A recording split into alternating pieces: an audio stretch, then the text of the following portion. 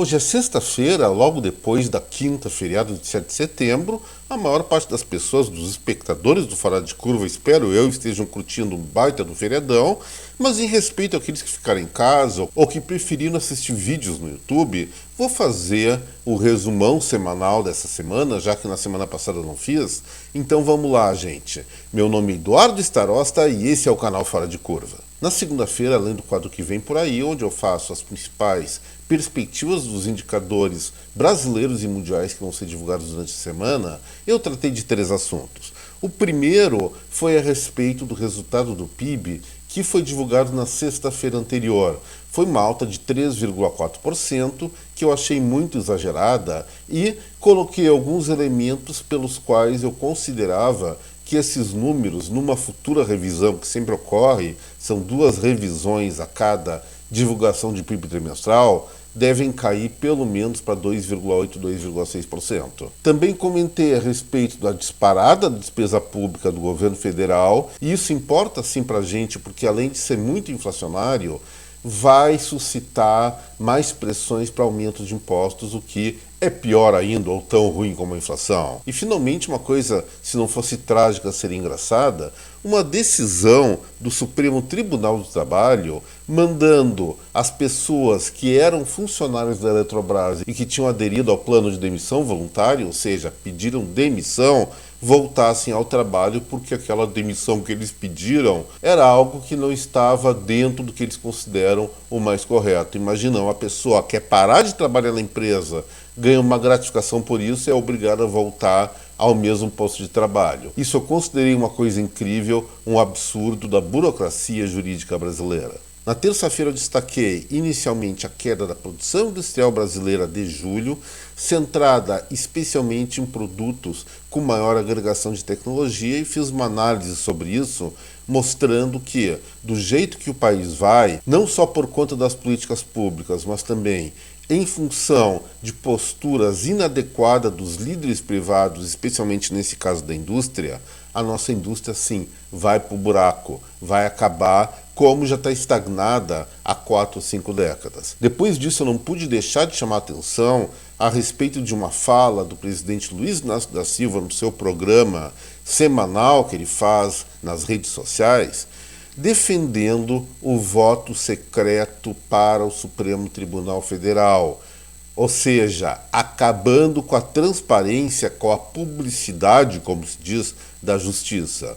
Se acontecer isso, se mais gente comprar essa ideia, vai ser finalmente ou definitivamente instaurada uma ditadura da pior espécie aqui no Brasil. Então vamos prestar muita atenção nesse assunto, porque isso aí é de uma extrema gravidade. Espero que seja apenas um bate-papo informal do nosso presidente, mas verdadeiramente eu acredito que isso aí tenha sido uma manifestação articulada por ele através da sua base intelectual, da base de apoio. Gente, de novo, muita atenção nisso, que isso é extremamente danoso e perigoso para o Brasil. Na quarta-feira eram muitos assuntos, então eu fiz a 7ª edição dos Rapidinhas do Fora de Curva, onde eu destaquei: os deputados já fizeram um texto base para acabar com o cartão de crédito. Eles simplesmente querem determinar que o juro do rotativo não chegue a 100% do total da dívida contraída. Parece ser uma coisa bem legal, mas isso acaba com o mercado financeiro. O segundo ponto foi a atitude da Anfávia. Para quem não sabe, isso aí é a Associação Nacional dos Fabricantes de Veículos Automotores, insistindo para que o governo brasileiro taxasse, tributasse ainda mais as importações de carros elétricos aqui no Brasil, como uma proteção de mercado. Isso aí não tem nenhum cabimento, já conversamos sobre isso. E continuando das rapidinhas, o próximo assunto que eu tratei foi a postura do Partido Progressista negociando a sua adesão política ao governo federal. Não tenho nada contra que um partido faça uma frente política com o governo. Isso é uma coisa normal em qualquer parlamento do mundo. Mas a negociação não foi programática, foi por cargos. paparam o Ministério dos Esportes, parece que vão pegar a Caixa Federal e mais 4 secretarias que ainda vão ser criadas. Lembrando que o Partido Progressista de hoje é a antiga arena lá dos tempos do governo militar que dava sustentação pelos arqui-inimigos dos que hoje estão no governo. Isso aí não tem coerência, a não ser se nós olharmos pela ótica, não da política, não da ideologia, e sim por distribuição de mamatas, distribuição de clientelismo, e isso, para mim, é praticamente a mesma coisa que corrupção moral. O penúltimo assunto foi a respeito da provável mudança ou possível mudança do nome do país Índia para Bharat. É uma articulação que está sendo liderada pelo primeiro-ministro de lá. Não achei muita lógica nisso, mas o país é deles, façam o que quiser. E finalmente eu encerrei as rapidinhas de quarta com uma crônica falada cujo título foi Provando que a prova é prova, não prova. Ao que eu estava me referindo?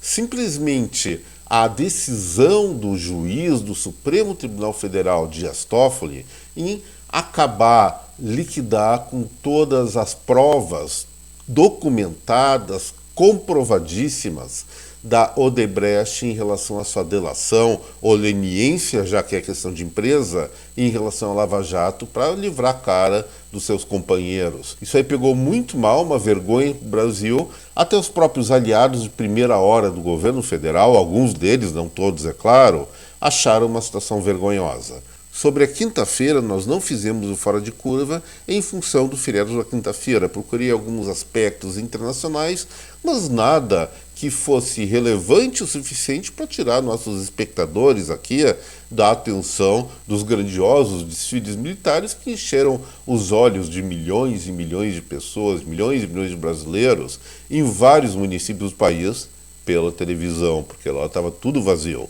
E na sexta-feira, 2 assuntos, ambos relacionados a turismo no Brasil, que até posso dizer, são positivos e mostram que o governo federal, pelo menos nesse âmbito, está um pouco mais sensível a regras básicas de mercado. O primeiro diz respeito a uma decisão tomada por esse mesmo governo logo quando ele entrou, no início de janeiro, dizendo que visto dos Estados Unidos, Canadá e Austrália, que estavam liberados daquela burocracia toda pelo governo anterior, iriam voltar a ter o tratamento de reciprocidade, ou seja, o brasileiro que vai tirar um visto para os Estados Unidos, Canadá e Austrália, repetindo, tem que ir lá na embaixada, tem que fazer ficha, tem que ter o visto aprovado, toda aquela coisa, pagar uma Babilônia de dinheiro muitas vezes para conseguir visitar o país do seu desejo. E nesse ponto, por uma questão prática de tentar atrair mais turistas para o Brasil, especialmente depois da pandemia, o governo anterior definiu que esses países não precisariam dessa reciprocidade, poderiam vir direto, carimbava o passaporte e deu. Porque o que nós queríamos é que gente endinheirada gaste seu dinheiro aqui. E quando mudou a gestão federal, uma das primeiras medidas que foi anunciada, mas não foi cumprida, é exatamente voltar ao regime de vistos dos norte-americanos, dos australianos e canadenses para cá. Agora, o presidente Luiz Inácio da Silva prorrogou essa decisão de visto obrigatório para até 2014, 10 de janeiro de 2014. Isso aí iria acabar em 1º de outubro, ele fez essa prorrogação e provavelmente vai fazer mais prorrogações, se tiver bom senso, no sentido, sim, de atrair turismo, atrair renda aqui para o nosso Brasil. E nesse mesmo sentido, vocês se deram conta, gente, que atualmente no Brasil, pelo menos de forma relevante, com linhas estáveis, existem apenas 3 companhias aéreas, a Gol, a TAM e a Azul. São 3 para cobrir todo o território brasileiro. Isso chama-se oligopólio. E não é à toa que, mesmo com a alta do preço dos combustíveis, o Brasil tenha uma das tarifas de deslocamento interno, preço de passagem aérea, mais caros do mundo. E nesse sentido, achei também de boa alvitre, uma coisa coerente, que o Ministério de Portos e Aeroportos esteja estudando a possibilidade de que seja permitido, que até agora é proibido há décadas e décadas, que empresas internacionais de aviação se estabeleçam aqui no Brasil para fazer voos locais, aumentando a competitividade do mercado e provavelmente baixando o preço para o consumidor. Segundo eles, isso vai ser feito alguns testes a partir do Galeão, que é um aeroporto que apenas por conta da insistência do governo estadual do Rio não virou um fantasma, mas mesmo assim, se isso se consolidar, pode-se dizer que realmente é um avanço na logística de transporte aqui no Brasil. Tomara que aconteça, se dissemine, porque quanto mais competitividade em qualquer setor da economia, e nesse caso especialmente no transporte aéreo, melhor para a gente. E agora, entrando para a fase de encerramento do Fora de Curva, vamos tratar de algumas tretinhas nas crônicas semanais. Em primeiro lugar, eu queria falar de uma história muito dramática, mas envolvendo uma grande dose de galinhagem.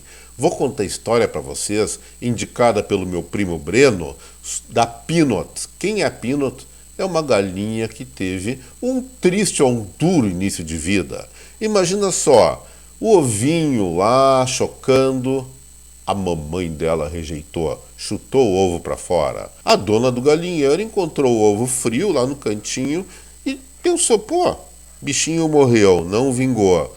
Já estava morto, segundo ela, quando quebrou a casca e começou a piar. Foi uma felicidade. Aí essa bancária, que é uma microavicultora por diversão, resolveu apostar no filhotinho para ver realmente se a vida nele se estabelecia de uma forma mais sólida, mais perene. E olha só o que aconteceu. Passaram 2 meses, a Peanut, uma franguinha então já saudável, estava lá viva, forte, feliz. A dona dela resolveu, não, chega de galinhagem dentro de casa, vai lá pro galinheiro.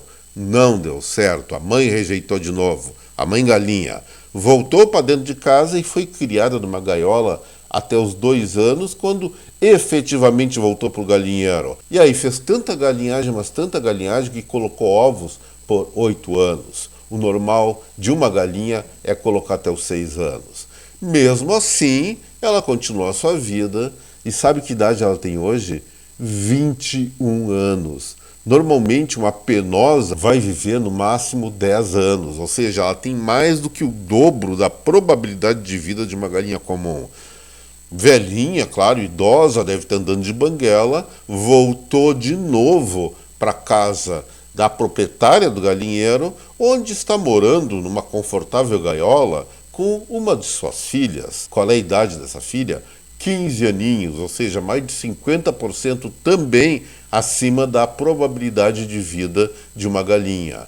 Ou seja, desafios na tenra infância podem gerar uma longevidade bastante dilatada, pelo menos no mundo das galinhas. Agora vamos para outro assunto. Olha essa carta que uma adolescente escreveu para sua mãe, no tempo em que cartas eram escritas. Agora um WhatsApp, um e-mail, o e-mail está fora, um WhatsApp resolve tudo. Minha querida mãe, envie-me roupas novas. As roupas que você me enviou estão velhas e rasgadas. Não quero mais parecer um mendigo. Gente, isso é adolescente puro, pedindo roupinha para a mãe, provavelmente está estudando fora. É uma coisa muito atual. Mas sabe quantos anos tem essa carta? Praticamente 4.000 anos. Ela foi encontrada em pesquisas arqueológicas na Babilônia, na antiga Babilônia, e está datada em torno de 1750 anos antes de Cristo. E aí falam, essa juventude está perdida, não sei o que fazer. Gente, adolescente até hoje e há 4.000 anos atrás. É ou não é verdade? E agora, para encerrar o Fora de Curva, vamos para o último assunto, mas antes disso, não esqueçam do seu like, de compartilhar esse vídeo com a sua rede de contatos e, especialmente para quem é novo no canal, por favor, fique à vontade para se inscrever, que vale a pena. Olha só, fazer alguma travessura para chegar a cortar caminho para o trabalho é uma coisa que várias pessoas já fizeram, mas tudo tem seu limite, né? Você pode eventualmente entrar numa rua contramão, alguns metros, é claro, atravessar uma rua fora da faixa de segurança, tudo para ganhar alguns metros para abreviar uma caminhada ou uma corrida de carro. Mas olha só o que aconteceu. Uma dupla na China, um senhor e uma senhora, estavam muito aborrecidos porque tinham que dar uma volta muito grande em torno de um muro para conseguir chegar ao seu trabalho. O que eles fizeram então? Pegaram sua escavadeira, normalmente iam trabalhar com ela também, e furaram o muro. Será que isso aí causou um prejuízo? Claro, furar o muro sempre causa prejuízo para quem é o dono do muro. E qual era esse muro? Nada mais, nada menos do que a Grande Muralha da China, e a obra que eles fizeram simplesmente fez desabar um monte de coisa, comprometeu estruturalmente uma grande parcela desse muro, e os prejuízos, primeiro materiais e depois históricos, são incalculáveis. De acordo com a matéria que saiu na CNN, o que eles furaram simplesmente foi uma parte do muro que foi construída na dinastia Ming entre 1368 e 1644, conhecida como a 32ª Grande Muralha. Agora eu pergunto, eles destruíram a 32ª Muralha? Como é que fica então a 33ª Muralha? Será que vai passar a ser a 32ª ou vai manter seu título histórico? Gente, isso é só para mostrar que absurdos, maluquices se faz em qualquer lugar do mundo. Ainda mais quando a população residente perde seu contato com a cultura. E é isso que nós temos que preservar acima de tudo aqui no Brasil. Conhecer a história, a verdadeira história, não narrativas absurdas, é importantíssimo. E assim, gente, eu encerro o Fora de Curva de hoje desejando para vocês uma boa continuidade de feriado para quem está começando o final de semana agora, um excelente final de semana. Então recarreguem bem as baterias, porque na segunda-feira, como eu sempre digo, a bagunça recomeça. Um forte abraço a cada um de vocês, deixo aqui meu até breve. Tchau, pessoal!